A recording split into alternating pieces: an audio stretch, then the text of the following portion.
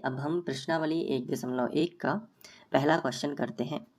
तो इसमें हमें क्या दिया गया है कि निम्नलिखित संख्याओं का एचसीएफ ज्ञात करने के लिए यूक्लिड विभाजन एल्गोरिथम का प्रयोग कीजिए। तो 3 सवाल हैं, तीनों को हम अच्छे से करेंगे। सबसे पहला क्वेश्चन ले लेते हैं। तो पहला है 135 और 225, इसको करेंगे। ठीक है, तो बताओ इन दोनों में से बड़ी संख्या कौन सी है? बताओ जल्दी से। 225। तो 225 को पहले लिख लो, बड़े का चिन्ह बना दो, और 135 को बाद में लिख दो। ये तो आप पे बनता है ना। अब इनमें लगाएंगे यूक्लिड विभाजन एल्गोरिथम। तो यहाँ पे हेडिंग डाल देते हैं। तो इस तरीके से हेडिंग डाल देना और बीच में एक लाइन खींच देना। एग्ज़ाम में ऐसे ही करना है। कई बच्चे पूछने भी लगते हैं कि जो सर इस तरफ वाली भाग की प्रोसेस है, क्या वो एग्ज़ाम में लिखनी है? तो इसका जवाब है हाँ। आपको कमेंट में यदि मैं जवाब नहीं दे पाऊँ तो यहाँ पे आप समझ लेना, इसका जवाब हाँ है। मतलब जो यहाँ पे प्रोसेस चलेगी वो भी एग्ज़ाम में लिखना है। तो चलिए, सबसे पहले भाग का चिन्ह बनाओ। ठीक है, अब भाग के चिन्ह के बीच में इन दोनों में से बताओ कौन सी संख्या लिखी जाएगी। यदि आपको मालूम है तो बताओ इन दोनों में से कौन सी लिखेगी, कमेंट करके बता दो अभी। तो बड़ी संख्या मतलब 225। तो यहाँ पे हम लिखेंगे 225। और छोटी संख्या कहाँ लिखते हैं? इस तरफ, किस तरफ? इस तरफ। ठीक है, तो हमने इस तरफ लिख दी छोटी संख्या। अब 225 है, इस तरफ 135 है, तो दिमाग लगाएंगे कि कितने बार भाग जा सकता है। तो दिमाग कैसे लगाना है मैं आपको एक रफ आइडिया देता हूँ, क्योंकि इसी में कई बच्चे भटक जाते हैं और रटना तो बिल्कुल भी नहीं है। देखो कैसे। सबसे पहले 135 में कम से कम 2 का गुणा करके देखो। ऐसा तो नहीं है कि 225 से ज़्यादा चले जाते हैं। तो 2 पंचे 10, 10 का शून्य हासिल आ जाएगी 1, 2 तिया 6 और 1 7, 2 एकम 2, कितना आया? 270। 225 से बहुत ज़्यादा है तो एक बार ही भाग देना है, कोई टेंशन नहीं। तो एक बार दोगे तो 135 ही आएगा। घटा लो इसको। 5 में से 5 जाएंगे तो 0, 12 में से 3 जाएंगे तो कितने बचेंगे? 9, और 1 में से 1 जाएगा तो कटपिट 90 बचेगा। 225 में से 135 जाएंगे। जैसे ही शेषफल आ जाता है थोड़ा सा रुक जाओ और यहाँ पे प्रमेय का लगा दो। प्रमेय का कैसे लगाते हैं? बीच वाली संख्या साइड में लिखो। कितना है? 225। बराबर का चिन्ह बना लो। अगल बगल वाली संख्या का गुणा में लिखो, यानी 135 गुणित 1। ठीक है, और जो शेष फल है उसे प्लस में लिखो, यानी प्लस का चिन्ह बनाओ, और जो शेष फल है 90 ऐसा लिख दो। अब चूंकि हमें एचसीएफ निकालना है इसलिए तब तक भाग देना है जब तक कि 0 ना आ जाए शेषफल। तो अभी शेषफल 0 आया है क्या? नहीं आया है। तो यहाँ पे आपको एक लाइन लिखनी है कि जो शेषफल है वो बराबर नहीं है 0 के। रिमाइंडर बोलते हैं, आर से दर्शा देते हैं, आप चाहें तो हिंदी में भी लिख सकते हैं। तो जो शेषफल है वो बराबर नहीं है 0 के। ये एक प्रमेय का है, लेकिन एक के बाद एक के बाद एक चरण बनते जाएंगे तो वो एल्गोरिथम कहलाता है। इसलिए हम हेडिंग डालते हैं एल्गोरिथम से, क्योंकि एचसीएफ एल्गोरिथम से निकलता है, प्रमेयिका से नहीं निकलता। अब जैसे ही शेषफल आएगा 90, तो हमें शेषफल तो 0 चाहिए, तो फिर से भाग की प्रोसेस जारी रहेगी। फिर से भाग का चिन्ह बना लो। बना लिया। अब शेषफल के बगल से ही बनाना है भाग का चिन्ह, और इसके पहले जो भाजक है उसको उठा लो। 90 के पहले आपको कौन दिख रहा है? साइड में 135 दिख रहा है, उसी को उठा के यहाँ पे लिख दो। अब देखो 90 का 135 में भाग देंगे तो 90 का यदि हम कम से कम 2 में यदि गुणा करते हैं, यानी 2 बार भाग देंगे यदि, तो 9 दूनी 18 है और 0 जी होगा 180 आता है, जो कि 135 से बहुत ज़्यादा है। तो एक बार ही भाग रहने देते हैं और यहाँ पे 90 लिखेंगे। तो अब 135 में से 90 घटाएंगे तो 5 में से 0 जाएगा तो 5 ही बचेगा, 13 में से 9 जाएंगे तो 4 बचेगा, और अब बस कुछ भी नहीं बचा। फिर से शेषफल आ गया। जैसे ही शेषफल आए थोड़ा सा रुक के प्रमेय का लिख लो। बताओ बीच वाली संख्या कितनी है 135, तो यहाँ पे लिख लो 135, बराबर का चिन्ह लगा लो। अगल बगल वाली संख्या का गुणा में लिख लो, यानी 90 गुणित 1, और शेषफल प्लस में लिख लो। क्या शेषफल अभी 0 है? आंसर है नहीं, तो आप लिखोगे रिमाइंडर नॉट इक्वल टू 0, यानी कि 0 के बराबर नहीं है। अब फिर से आपको क्या करना है, भाग का चिन्ह बनाना है, और इसकी जस्ट पहले जो साइड में दिख रहा है 90, उसको उठा के यहाँ पे रखो, तो 45 दूनी 90। समझ में आया? ये शेषफल आ गया 0। जैसे ही शेषफल आता है थोड़ा यहाँ पे रुक के प्रमेय का लगा दो। बीच वाली संख्या लिखो सबसे पहले, बराबर का चिन्ह लगा लो, अगल बगल वाली संख्या का गुणा कर दो, यानी कि 45 गुणित 2, और प्लस में कितना लिख लो, ये 0, और आप यहाँ पे लिखोगे कि रिमाइंडर इज इक्वल टू 0। अब क्योंकि शेषफल आ गया 0, और जिस टाइम पर शेषफल 0 रहता है उस टाइम का भाजक एचसीएफ कहलाता है। तो दोनों का एचसीएफ लिखेंगे कि एचसीएफ ऑफ किन किन का, 225 और 135, आगे पीछे कहीं भी लिख सकते हैं, कितना होगा, 45 होगा। ये इस तरीके से सवाल हल हो जाएगा। अब करेंगे हम दूसरा 196 और 38,220। तो सबसे पहले तो हमने दोनों को लिख लिया।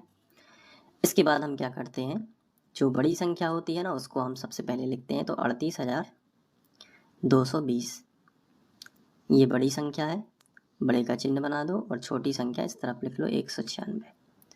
अब इसमें लगाएंगे यूक्लिड विभाजन एल्गोरिथम से। तो हेडिंग डाल दी।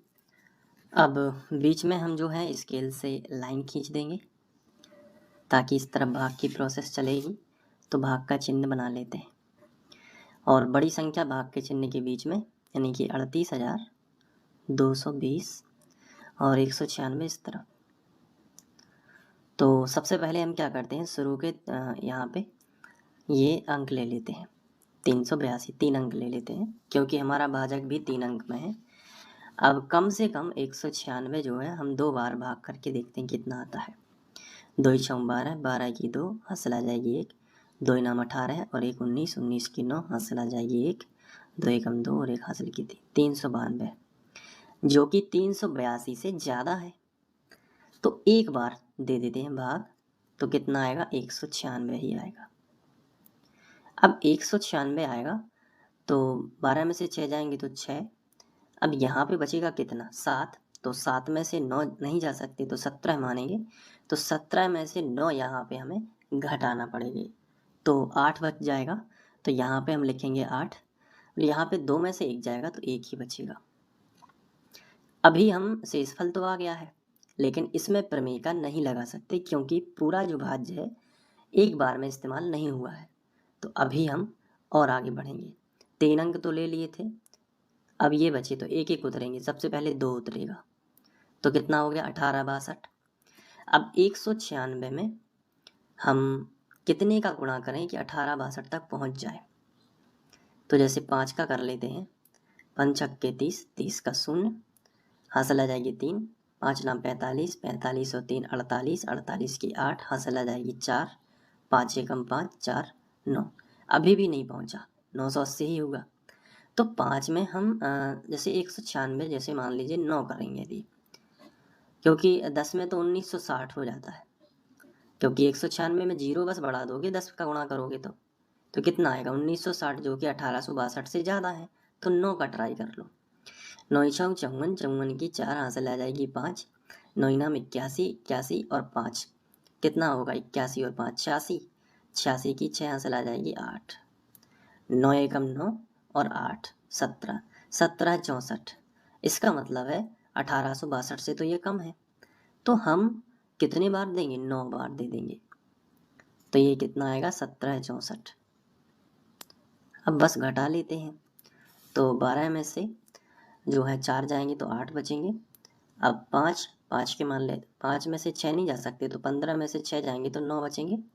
यहाँ पे 7 में से जाएगा तो 0, 1 में से 1 तो 31, ठीक है, 98 आ गया। अब एक 0 और रह गया उतरने के लिए। अभी भी शेषफल आया, लेकिन प्रमेय का नहीं लगा सकते, क्योंकि पूरा अंक जो है वो उतर आना चाहिए नीचे। तो अभी 0 और बचा है, तो 0 और लगा लेते हैं। अब 980, तो देखो यहाँ पे 196 5 करते हैं तो 980 आता है, अभी हमने किया था।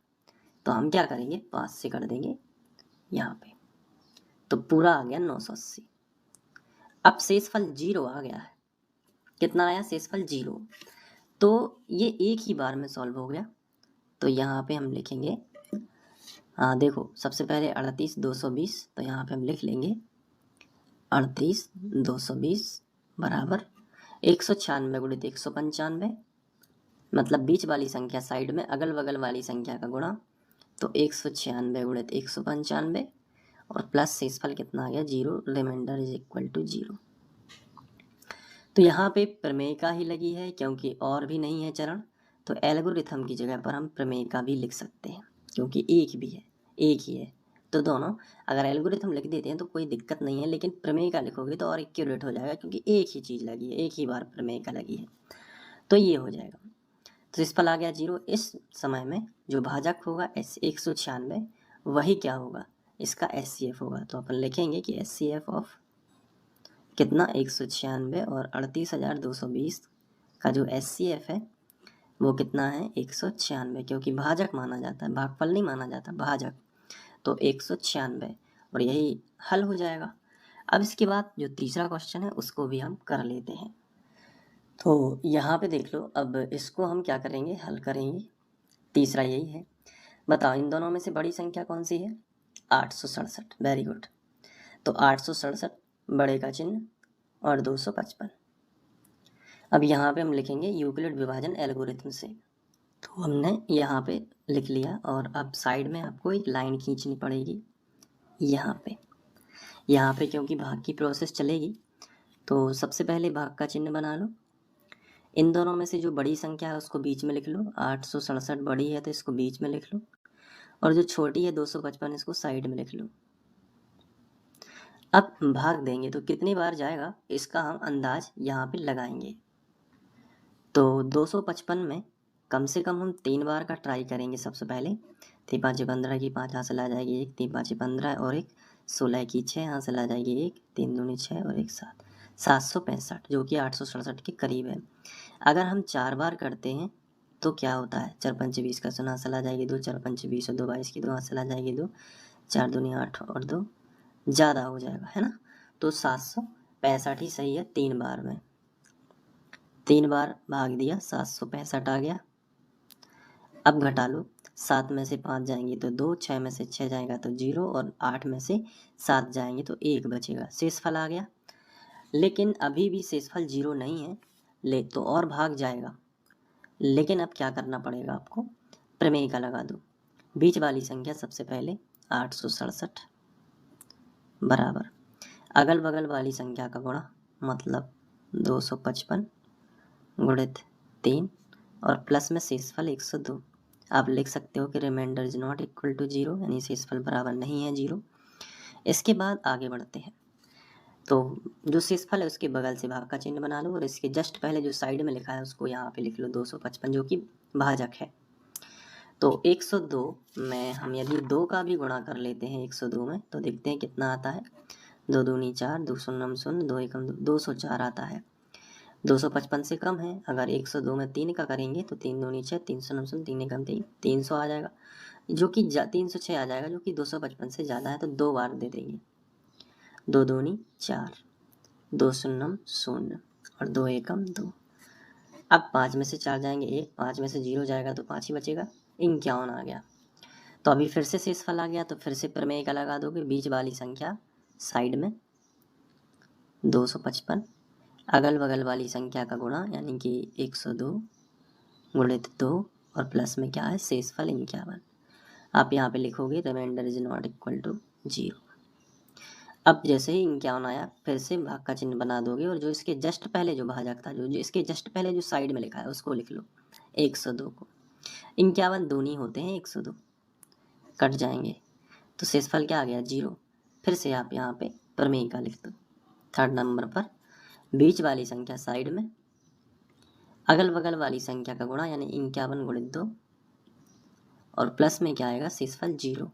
आप यहाँ पे लिख सकते हो रिमाइंडर इज इक्वल टू 0। जो भी शेषफल आता है, जैसे ही शेषफल आता है उसके जस्ट पहले का जो भाजक होता है वही SCF होता है। यानी कि HCF ऑफ 867 कॉमा 255 का जो HCF होगा वो कितना होगा, वो 51 होगा। ठीक है, यही आपका आंसर हो जाएगा। तो प्रश्नावली 1.1 का प्रश्न क्रमांक 1 समाप्त।